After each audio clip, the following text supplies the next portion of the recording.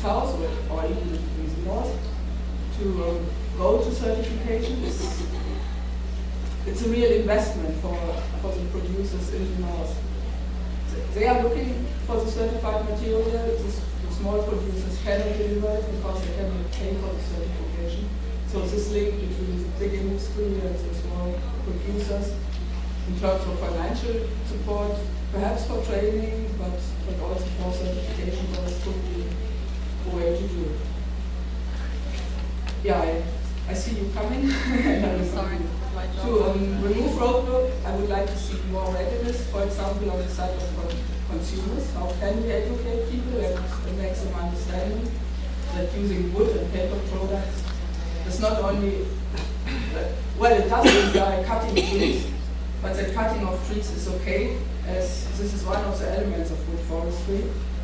And from the government, there are two aspects I would like to see is we can only certify when there's evidence for ownership of the forest, and it would be good in many cases, in Brazil for example, where the rights to use the land would be given in a documented way more quickly than this is usually done. Yeah, these are the main points I think. Corruption is something where I think the entire society has to tackle it, but maybe you have a good idea of how we can educate people that corruption is not the right way to deal with management. Thank you. Thank you very much. Okay, so we have ended the presentation and we'd like to have a little bit of a discussion with all of you here. Let me see, I'd like to invite all the speakers maybe to sit here and have some questions and reflections and ideas. I mean, we have here some common themes, like the give me a break factor. I think Nespresso mentioned it and others, and I think it doesn't only apply to coffee. So the consumers is not that interested, maybe it's not putting the pressure in your life, they give me the break. We'll use it more often.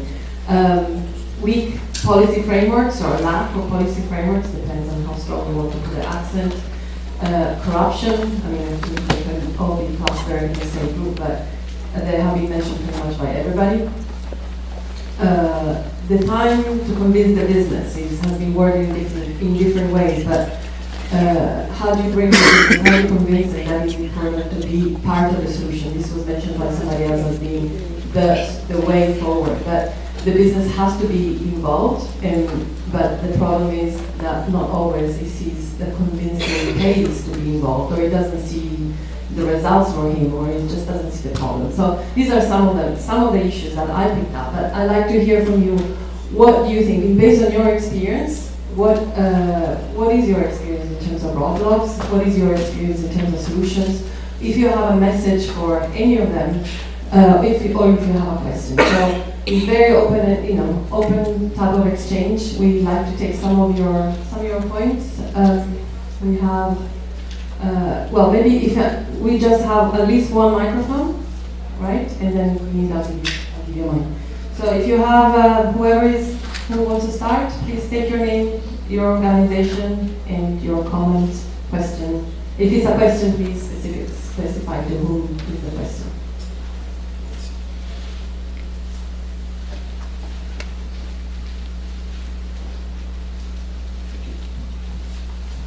Good afternoon, my name is Dean Salazar. I'm a consultant working for a company called Goodbrand based in London, and found all the presentations really fascinating. Thank you very much.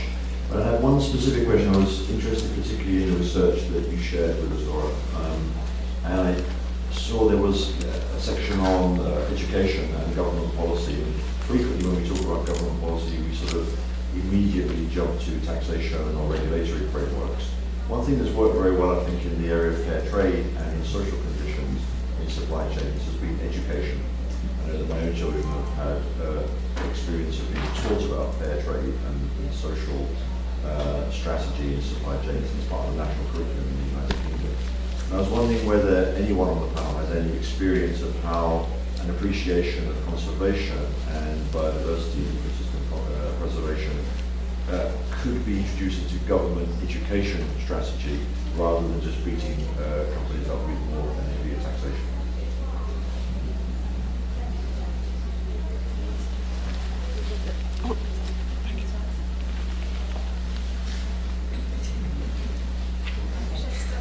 Okay.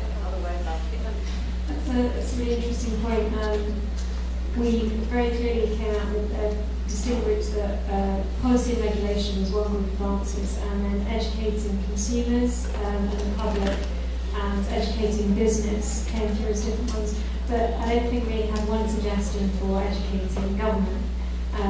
So it was all the government suggestions were around legislation, income policy. So I will hand it over to the floor.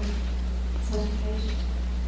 Just also to we in Red Cross Alliance do have an education program, and it's interesting in two ways that it seeks to educate children in consuming countries about where their coffees and teas are coming from, but it also is taking education to the producing countries how their products are viewed, received, and consumed in the consuming countries. So it's like a twin program in the US and in Guatemala, let's say. And then in and around New York and in some of the states also, they're working with curriculum and taking education more formally into the education system. The question, so there are other experiences as well. What I hear you say is, again, it's a question of these islands of excellence. How can we scale it up, and does the government have a role? And there is no doubt if we can persuade the government to take it up in their education strategy, it will go a long way. Okay.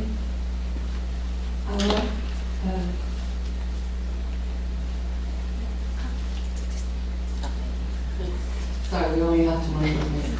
Hello, I'm Hamid, Chair of the IUCN Commission on Environment, Economic and Social Policy. I actually have a question for all of you. Do you think that there are enough companies that are moving towards being more sustainable in their production?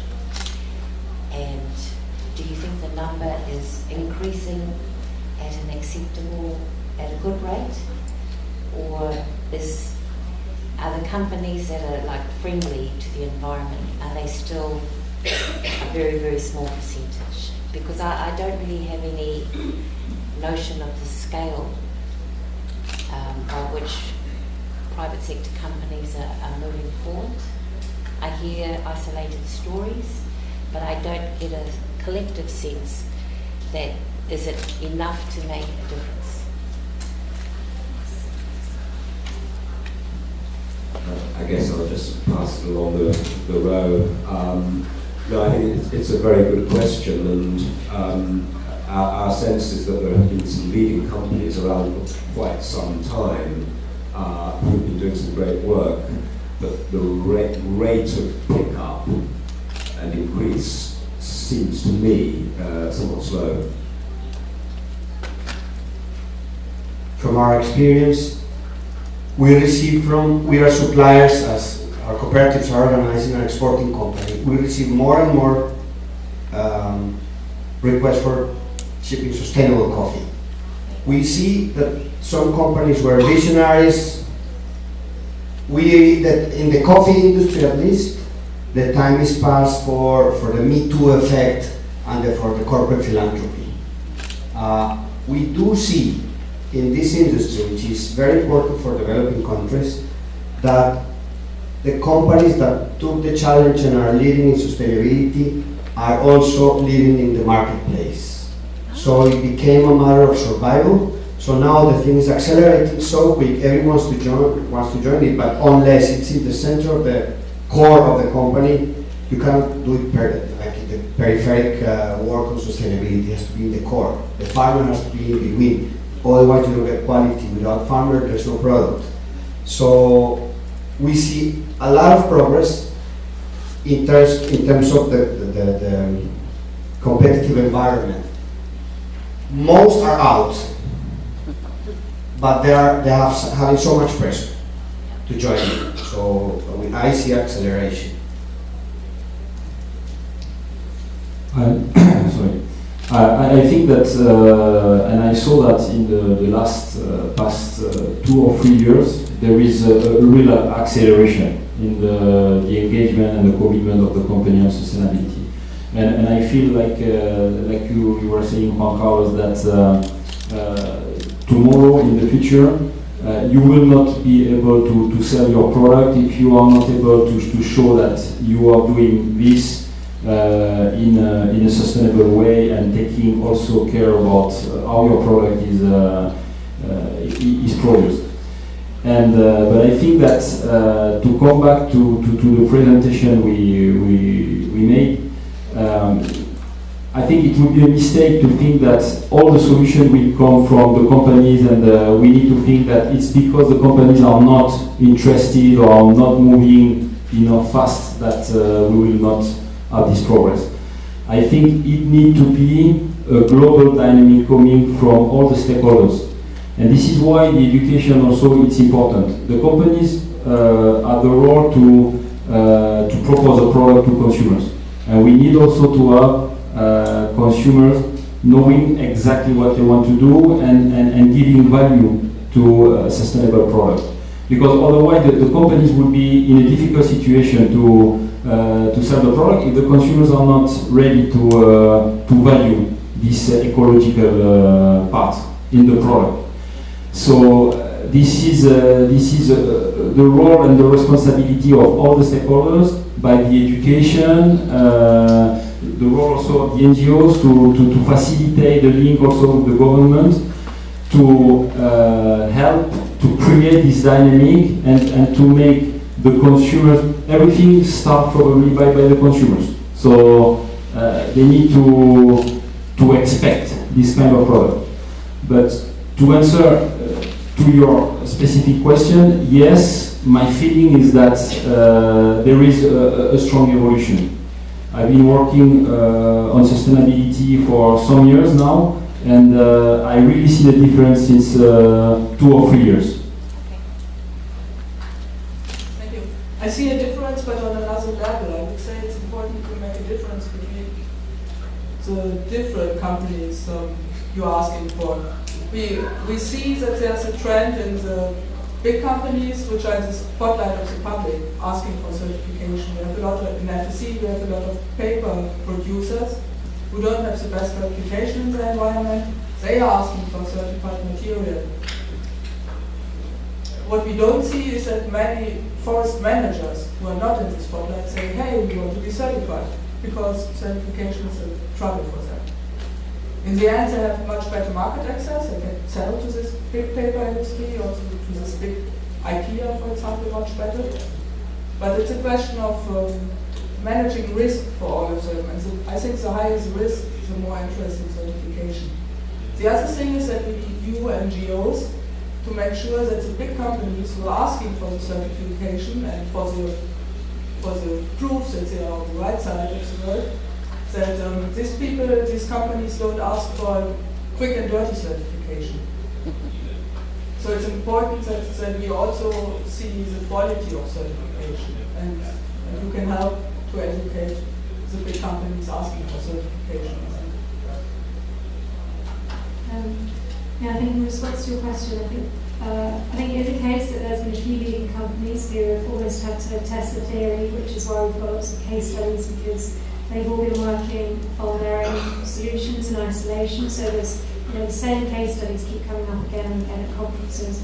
And I think now they've probably tried it in certain elements of their supply chain or different commodities. They now have a theory of sort of lessons learned that they can then start applying to scaling that up. So I agree that it's surprisingly small, and I think it's smaller still in countries where you aren't having consumers or the public demanding that change, and you don't have forward-thinking policy in place either. But hopefully now some of these larger companies have tried out approaches and have case studies in place that they should quite quickly start scaling up, and it would be disappointing if that doesn't happen. I'm glad you're asking that question, Aroha. Actually, we do track our engagement with business, and I just looked into the report we submitted to our board 3 weeks ago, so it's quite fresh. That it is indeed increased. We are tracking this in two ways. One is we are tracking how is the market for Rainforest Alliance certified products growing. How much coffee is taken up in the marketplace, because it's produced, traded by the companies and sold by the companies. The other we track is how many companies we have some sort of agreement, whether it is a collaboration agreement in the field, whether it is a seal using agreement or licensing agreement as we call it, because they can only use the seal if they have sourced sustainably, and they cannot otherwise, and they can prove their chain of custody and traceability. In that sense, in the last 1 year, we have the companies that we engage with, the number has exceeded 3,000 now, big and small. Yes, and it's a 20% growth in the last 1 year. The actual use of seal by the companies, people who apply online and say, I have sourced this product, can I use the seal? It has reached 7,000 now. The difference is that some companies have, it's a mother company and then they have sub-companies. So they have one agreement, but they have different uses. That's why the number is